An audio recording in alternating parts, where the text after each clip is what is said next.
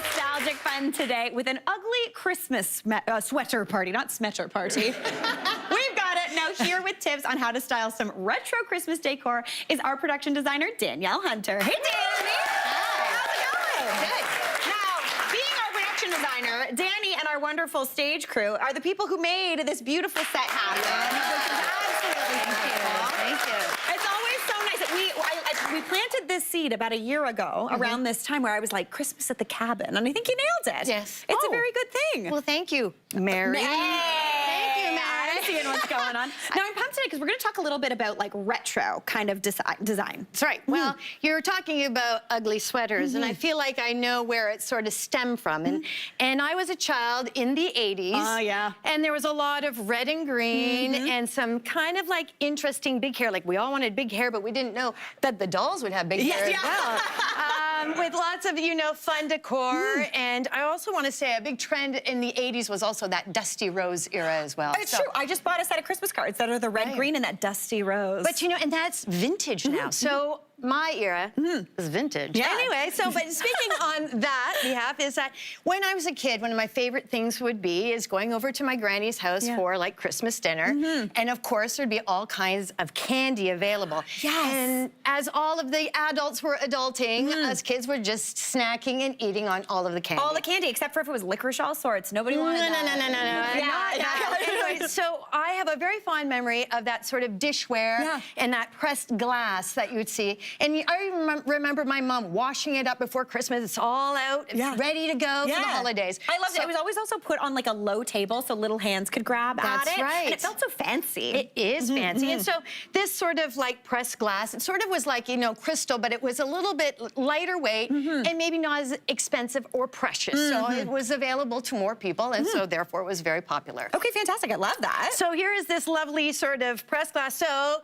in order to kind of go with the times and try to do something different, I have looked on Pinterest for some Christmas ideas, and I noticed that they had a pressed glass Christmas tree. Oh, this is so cool. Look at that. Yeah. So this is a sort of a, I thought I'd give it a try. And what you could do is, what's great is you can go to secondhand stores, and this glassware is very available and inexpensive. Yeah, love that. So this is kind of a project you can try and, you know, just have fun with it. Okay. So it does get to be a little bit like, okay, so you find a big bowl. At the base, I kind of found like a goblet. Okay. And then there's a big bowl. And then you kind of find different ones that kind of stack. Okay. And then, you know, maybe not to make it completely a triangle, you might start with something that's a little bit out, and, you know, so you have a little variety.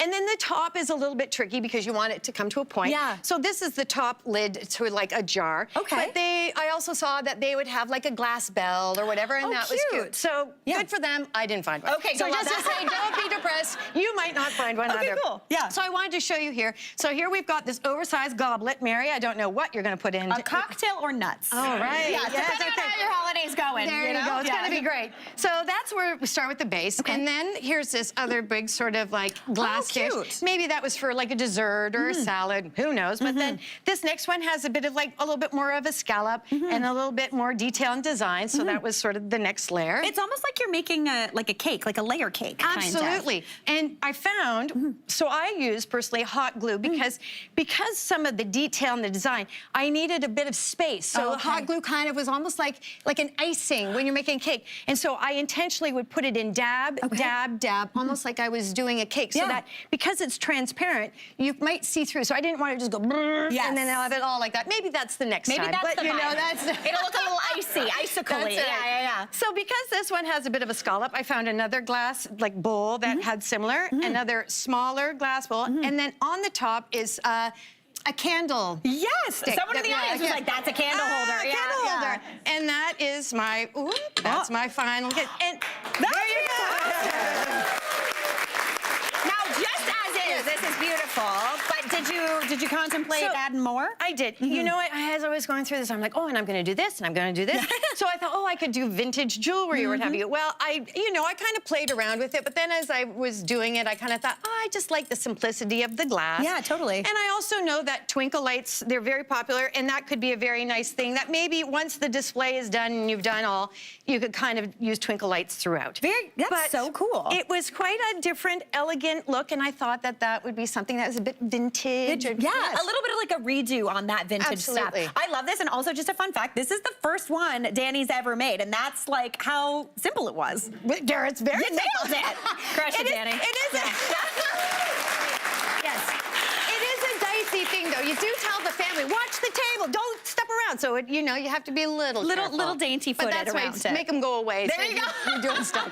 I love it. Okay, so what are we moving on to here? This is like, this feels super nostalgic to me. It is, and it absolutely isn't. So for me, it's almost sort of like, you know, visiting my grandmother, that sort of era of like the 50s and 60s were sort of my favorite. And so this table here is absolutely, if everything is brand new, but it has that sort of sweet vintage vibe to it. Okay, cool. This is all new buys. Yes, Love and that. so, and what I thought was nice about this is because if you wanted to use these glass trees somewhere, maybe you could have it like at a bar, and you could use them with a decanter, and so you could have that sort of bougie, sort of boozy vibe, and so I just thought it looked very elegant. And also with there, I used the pressed glass in different areas here to sort of carry along the theme. Yeah. But there's also the cute little vintage trees. Love a bottle brush tree. Absolutely, So cute. my favorite. And then these tinsel trees are just from the dollar store.